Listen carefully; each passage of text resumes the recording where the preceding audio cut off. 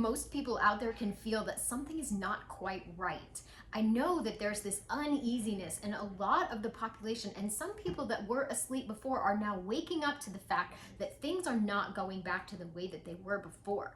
I do believe that we are headed for an economic collapse, a reset, and digital currency. What you can take advantage of now and preserve now and learn the skills now, that's really going to serve you in future times ahead.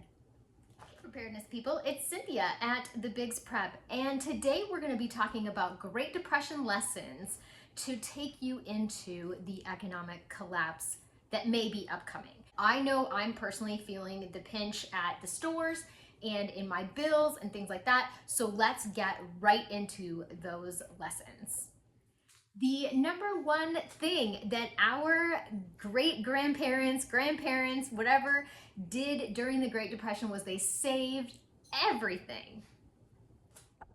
I don't know about you, but I have a healthy selection of empty jars in the pantry. I had a community member ask the other day, what do you use all those jars for? And this is a perfect example. This had decaf coffee in it, and now it has my lunch in it for tomorrow, soup, and I can put this in the microwave with the top off and have a wonderful lunch. Another thing I use all those jars for are my spices. I do a lot of cooking at home, so these are really important for me to keep everything fresh and everything safe from pests. These shorts right here, these are in the mending pile. Do you know why? Because they are disgusting, but that's okay. Look at that button. I'm gonna be saving that button, and I'm also gonna save anything else that I can off of these shorts. Maybe the zipper. The zipper in these shorts is pretty good. The ties, I could save all kinds of things off of these shorts. I am stupid prideful of this button jar. Most of the buttons in here I got at yard sales, or I cut off of clothes, or I cut off of thrift store finds, and I love this jar. And I use it all the time, which is so crazy because you can find a button in here pretty much for anything. Do you have a button jar? Let me know in the comments down below. Where did it come from? What's in there? Where did you get the buttons from? I'm so prideful of my button jar. I love this thing. And the origin of this jar is actually Mr. B's grandma. We called her ma'am.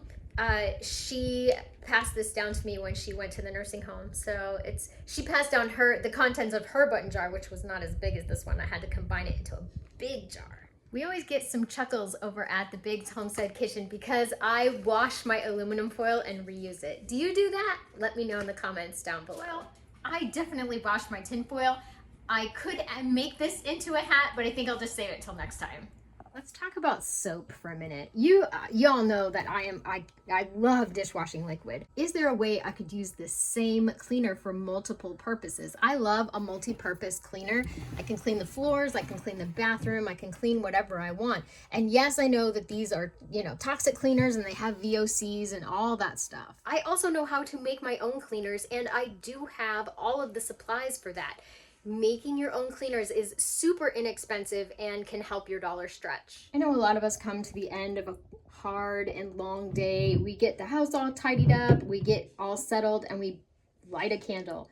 Do I really need to light the candle all day, or can I just do it for an hour or two? Candles were a big thing during the Great Depression because a lot of people did not have electricity, and thankfully we do. But learning to live with less, man, that's so important. Turning off and unplugging your appliances, that'll help. Turning off lights when you're not in the room anymore, learning to live with less. And know this, disposables are out. In 2022, I made it my mission to replace anything that we were using that was disposable in the house for something that was reusable. This is the bucket that has my mop pads in it. These are the dust mop pads that I use for the house, and there's the mop right here. And broom, obviously, but in here too are some pads for the steam mop that I bought. There we go, that's a dirty one, and there is my steam mop because I want to make sure that everything is as reusable as possible, and I have extras. So here's my clean bucket and my Swiffer sweeper things, my dusters. Yeah, we got reusable ones of those too. Just throw them in the washing machine and you're good. During the Great Depression, they didn't waste any food at all. The most rotten, disgusting food that couldn't even go to the chickens would be used to catch mice. And the children were responsible normally for catching mice. Twofold reason. Number one, they would keep pests out of the house, obviously. And number two, they would feed the dead mice to the chickens. A southern staple in every fridge, bacon grease. People during the Depression did not waste their bacon grease, and I gotta tell you, neither do I. I love bacon grease. Let's talk kitchen scraps. These potato peels, my chickens are not gonna eat these, but they can eat leftover pie and apple scraps and other things. So these are going to the chickens and these are going in the compost pile. My grandmother would make one tea bag last the entire day. My mother always used to tell her, you could have another tea bag, Phyllis, and she would say, there's still some good use left in this one. She was a young mother and wife during the Great Depression, and she had a lot of lessons that she shared with us. Number two, shop for a bargain. Used is just as good as new in most cases. Some things you need to have new, but all the time, if you're looking on places like Facebook Marketplace, Craigslist, eBay, you normally can find what you need at a super low price. Everything in our house is used. This desk we got at a thrift store for $300, and it came with the chair, and that is Mr. B's Prepper Library cabinet. This was orange, and I got it for free out of the dumpster, and we spray painted it and made it gorgeous. Your money does matter. I know a lot of people out there will say, oh, money doesn't matter, but I'm going to tell you right now, with what is coming, money will matter. And debt-free is the new rich. Do not be mistaken by these people that have a lot of things, because normally those are big payments attached to those things. When we have things that are already paid for that we own, man, that's a good feeling. Debt-free is the new rich. We got this lamp for free. It had geese on it. It was like the 1980s country blue, and we spray painted it black.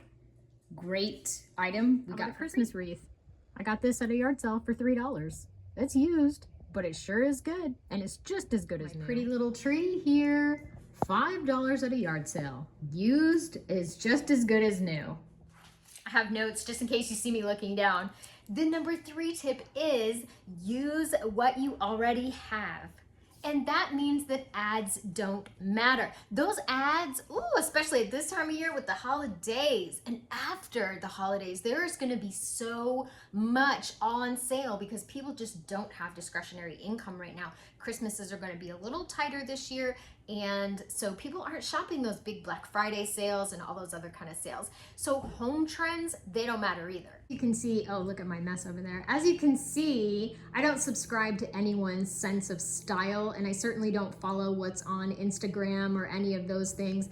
I have my own kind of quirky, funky sense of style that just is basically random stuff put on the walls. But it's me and Mr. B, and it makes me happy when I see these things. There's nothing classic or Pinterest worthy. It's literally just the things that we love. Color schemes. I'll tell you what, social media is insane with these new color schemes. We just all went to gray. Now they're saying gray is out and brown is back in. I don't care what the latest trend is. I am going to keep my beautiful gray floors. I love these floors, and they're the same color as the sand outside. So that was a smart choice on my part. And trends, they don't matter. Let's talk about your closet for a second. Most people only wear about 20% of their closet. I use the reverse hanger method so I can tell what I've worn and what I have not worn. So anything that I've worn, like this top right here, I turn the hanger around on the rack so that I know I've worn it and I can pick something else. This mirror and bedroom set, hello me, were sent down to us from relatives of the past. And I just painted them this butternut squash color and distressed them because they were in distress. They were probably headed for the landfill, but we managed to redo them really nicely. So this is definitely function over fashion. Number 4 is learn to cook at home. If you need help with cooking at home, I have a whole nother channel with wonderful, frugal, quick recipes and meal planning on the Biggs Homestead Kitchen, and I'll tag a couple of videos in either Eye in the Sky or somewhere so that you can find my other channel. But I am an advocate for the kitchen. I love cooking and I love meal planning. I just love all of it, and I hope that that passion translates into some help for you if you need it. Here's a run through of some of the type of videos I do on my other channel, the Big's Homestead Kitchen. I do a lot of pantry meals, a lot of quick, easy meals with ingredients you already have on hand. If you have a pantry, you should have most of the stuff that I talk about right in your pantry.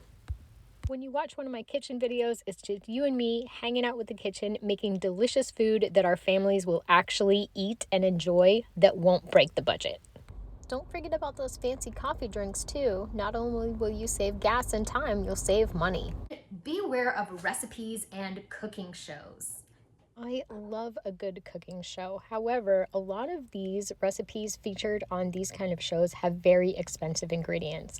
On my channel, I make sure that all the ingredients are budget friendly and also easy to obtain. Number 5 is learn to fix it yourself. Learn how to do whatever it is yourself. Learn how to mow your own lawn. Learn how to service your own washing machine. Learn how, there's so many things out there, and YouTube is a wonderful reference for all those things. When I was super poor, my well broke, and I learned how to fix it on YouTube with an $8 part because I was super poor. Learning how to change your own oil or even check your own oil. What about servicing your lawnmower so that you don't have to take it in once a year?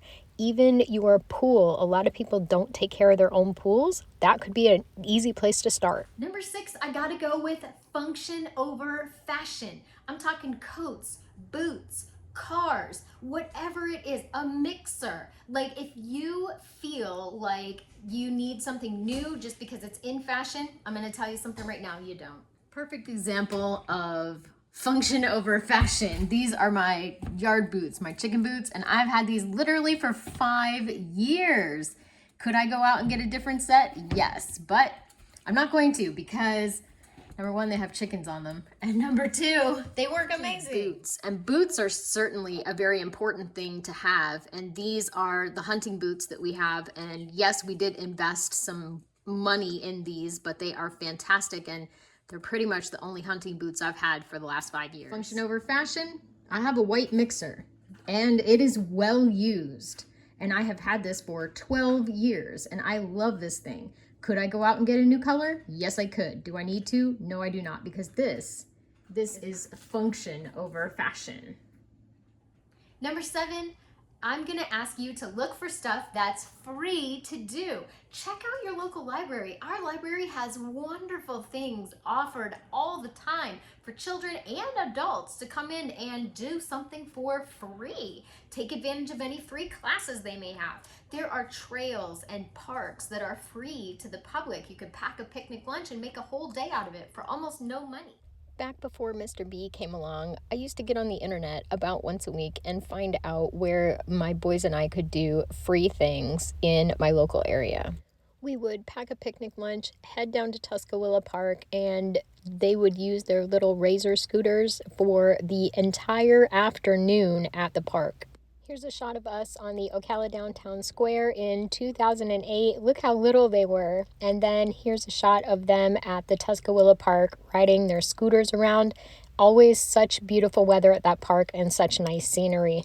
Bonus tip, since you stayed to the end of the video, is stay in gratitude. It is so easy with social media out there these days to look and envy other people who have big fancy cars or fancy dinners or fancy clothes or whatever, and that is a machine in itself. So when we stay in gratitude for the things that we already have, man, that is a wonderful place to be. Living in gratitude shields you from negativity, can eliminate stress, heal your body, and can even help you get a better night's sleep. Finding things to be grateful for is easy once you take a look around. Hard times are coming. And it's not to scare you, and it's not fear mongering, and it's not any of that. I want you to be informed, and I want you to be prepared, and I want you to feel empowered to ride out these economic times that are coming, because that's what prepping is. Prepping is lifestyle insurance. Thank you so much for watching. I hope you got something out of the video. My intention is to prepare everyone that I can for what is upcoming. This is going to be a hard time, and I didn't realize that the collapse was going to be so slow and so expensive. Thank you again, everybody. And remember, I'd rather be a year early than a day late.